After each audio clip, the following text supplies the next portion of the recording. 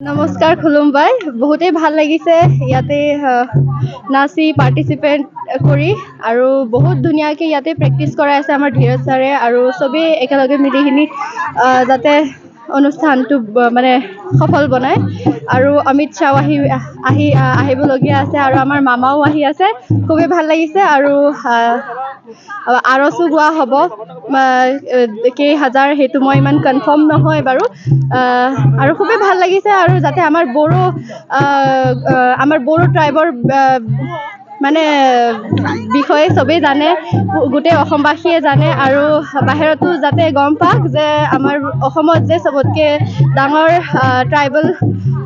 বড়ো আমাৰ আছে বড়ো ট্ৰাইব আছে আৰু খুবেই ভাল লাগিছে আৰু যেনেকৈ আপোনালোকে চালে যে ইমান ধুনীয়াকৈ প্ৰেক্টিচ হৈ আছে আৰু একেলগে যেতিয়া ডান্স কৰিব নাচিব বহুত ভাল লাগিছে বাগৰুম্বা নৃত্য কৰিছে আৰু ঢেৰ কিবাকিবি অকল বাগৰুম্বাই নহয় বড়োৰ ভিতৰত ঢেৰ মানে ডান্স ফৰ্ম আছে তাতে চিখৰি আছে বাগৰুম্বা আছে আৰু মচাগলাং নাই খুব মানে ধুনীয়া লাগিছে আৰু এইখিনিত এতিয়া চবেই মানে ৰেষ্ট কৰি আছে যিহেতু বহুত প্ৰেক্টিচ হৈ গ'ল আজি গোটেই দিনটো আৰু সেয়াই মই ভাল লাগিছে खुलुमबाय बयनिसिमबो जोंहा फैबाय थानाय 2024 मायथाइनि जानो गोनां जानुवारि 7, 8, 9 नि थाखाय जों हारिमु हान्जाया जोबोरैनो दायो साखाफारा जागासिनो दङ दिनैसिम 6 डे जाबाय फोरोंबाय थानाया आङो जोबोद गोजोननाय मोन्दों जोंहा बेयावहाय आं दायो फोरोंनो मोन्दों 100निबो बारा जोबोद गोसो होना सोलोंदों गथ'फोरा जोंहा डाइरेक्ट दायो एग्जाम सोलिगासिनो दङ थेवबो माने क्लासनिफ्राय डाइरेक्ट फैनानै बेयावहाय एटेन्ड जाफैयो सोलोङो जोबोद गोसो होनानै सोलोंदों आंबो जोबोद गोजोननाय मोन्दों आरो जोंहा दिनैसिम 6 डेआव आङो 6टा साबजेक्ट होनो मोननानै फोजोबनो मोननानै गोजोननाय मोन्दों जोंहा जाखिनि रोंनांगौ आंनि बेलायावहाय आङो बिसोरखौ नुनो मोन्दों रोंनायखौ नुनो मोन्दों आरो दासिम आङो मोनथाम मोनब्रै जेसेबां हाबावो आं होनो नाजागोन जोंहा जाखिनि मोसागोन बेखौ जों मिटिंसिम जोबोरैनो समायना रमायना मोसाहोगोन होननानै आंनिफ्राय आं मिजिंथिनानै दङ जोंहा दासिम दिनैसिम 110 जन मोन्दों आरो जोंहा खोनानो मोन्दों बेलेग बेलेग बिजाबनिफ्राय फैगासिनो दङ ओरै राङापारा दङ बेलस्रि आरो बाटास्रि हग्राजुलि बिथिंनिफ्रायबो फैगासिनो दङ जोंहा ज'यै जों 200 जन मोसानायखौ जोङो दिन्थिफुंनो थाखाय आखायाव लादों माबायदि बेयाव फैनाय गथ'फोरा माबायदियै बाहागो लादों जेराव जेनेबा माबायदि गोसो होनानै सोलोंनायखौ नुनो मोन्दों जोबोद गोजोननाय मोन्दों आं जाखिनि टाइम हरो बे टाइमावनो फैनानै बिथांमोना रेडि थाफैदों आरो गोसो होनानै सोलोंदों जाबायदि आंनि बुंनाय फंसे रावजों बिथांमोना गोसो होनानै सोलोंदों जाखिनि आं फोरोंलांबाय थादों बेखौ गोसो होनानै सोलोंदों आरो आं रोंनायखौबो नुदों जोंहा समायना रमायनायै बेखौनो आसा खालामो जे जों बे फैबाय थानाय जोंहा अल बाथौ महासभानि थाखाय कनफारेन्सनि थाखाय जोङो मोसानानै दिन्थिफुंनो समायना रमायना दिन्थिफुंनो थाखाय आखायाव लादों बेसेबांसो जौखोन्दो हादों होननानै नोंथाङा फोरमायनो सानो जों दासिमहालागै सम दंबावो आरो जोङो दासिमहालागै आङो 80% आवगायनायखौ आङो नुनो मोनगासिनो आरो बिथांमोनाबो खस्थ'यैनो सोलोंगासिनो दङ आरो सम दंबावो फैबाय थानायसिम जोङो समायना रमायनायै मोसालांगोन दिन्थिफुंलांगोन आङो माने साक्सेसफुल जागोनखौ आङो आसा खालामदों नोंथांनि इन्ट्रडक्सन होनो हागोन नामा औ आङो उदालगुरि डिस्ट्रिक्ट रौता हालामनि धीराज रामसियारि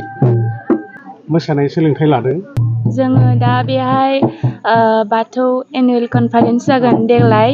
बेनिनो जों बेयावहाय प्रेक्टिस खालामगासिनो दङ प्रेक्टिस खालामदों रोनसोन्द्रि बागुरुम्बा लाइजाम बनाय बारबाय आरोबो दंबावो बेसेबांसो मोसागोन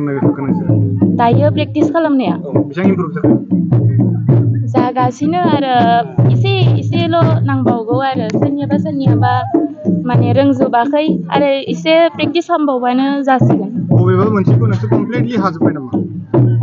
बांसिन मोसाग्लांनायखौनो बांसिन रोंबाय आं बिनि उनाव मा दंबावो आरो दा सारा फोरोंगोन बारबाय होननाय मोनसे आरोबो फोरोंबावगोन बिनि उनावहाय आरो मोननै गोदान साबजेक्ट फोरोंबावगोन दे सारा नोंसोरो मोसानो मोननानै गोसोखौ माबायदि मोनदों जोबोर गोजोननाय मोनदों मोजां मोनदों बेसेबांसो मोसाखावरिया बाहागो लादों 100निबो बांसिन आरो गोदान आঞ্চলিকनिफ्राय বেলেগ আঞ্চলিকनिफ्राय ফৈবাওগোন आरो আপোনালোকক সকলোলৈ মিডিয়া পাৰ্চন যিমান আছে আপোনালোকক ধন্যবাদ জ্ঞাপন কৰিছোঁ আপোনালোকে ইয়াত আহি উপস্থিত হৈছেহি আগন্তুক আহি থকা যি আমাৰ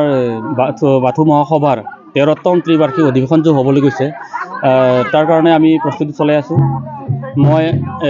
আমাৰ চাব কমিটি কালচাৰ চাব কমিটিৰ তৰফৰ পৰা মই আমাৰ ধুনীয়া প্ৰস্তুতি চলি আছে। আমাৰ এই ঠেলামাৰা আঞ্চলিক অঞ্চলৰ যিমান গাঁও আছে, যিসকল ছাত্ৰ ছাত্ৰী আছে নাচিব পৰা, তেওঁলোকক আমি শিকাই আছোঁ। আমাৰ ইয়াত শিকাবৰ কাৰণে ডান্স মাষ্টাৰ, বাঁহী, মাদল সকলো আহিছে। আৰু তাৰ বাদেও অহা 2-3 তাৰিখৰ পৰা আমি আমাৰ শোণিতপুৰ জিলাৰ, আমাৰ ঠেলামাৰা অঞ্চলৰ বাদে শোণিতপুৰ জিলাৰ যিমান কেইখন আমাৰ আঞ্চলিক আছে, সিমানসকল আঞ্চলিকৰ ছোৱালী বা ল'ৰা হওক, যিসকলে অংশগ্ৰহণ কৰিব, তেওঁলোকক আমি অলৰেডি এৱাৰনেছ প্ৰগ্ৰাম আমি কৰি ৰাখিছোঁ। তেওঁলোকে ইয়াত আহি অংশগ্ৰহণ কৰিব। কমচে কম আমি 200-250 ল'ৰা ছোৱালীক আমি নচুৱাই মানে এটা ভাল পৰিৱেশ, মানে ধুনীয়া এটা সুন্দৰ প্ৰদৰ্শন কৰিবলৈ আমি গৈ আছোঁ। আৰু অমিত শ্বাহ আহিব কেন্দ্ৰীয় 9 তাৰিখে আহিব বুলি আমাক কৈছে, আমি জানিব পাইছোঁ। আৰু সেইদিনাখনে আমি 50,000-হাজাৰতকৈ অধিক ভক্তবৃন্দ একেলগে গোট খাই আমি বিশ্ব শান্তিৰ বাবে আমি বাথৌ ধৰ্মৰ মাধ্যমেৰে যি আমাৰ আৰজ, সেই আৰজ প্ৰাৰ্থনা বুলি কয় এইটো, সেই প্ৰাৰ্থনাৰ যোগেদি আমি বিশ্ব শান্তিৰ কাৰণে আমি প্ৰাৰ্থনা জনাম সেইদিনাখন।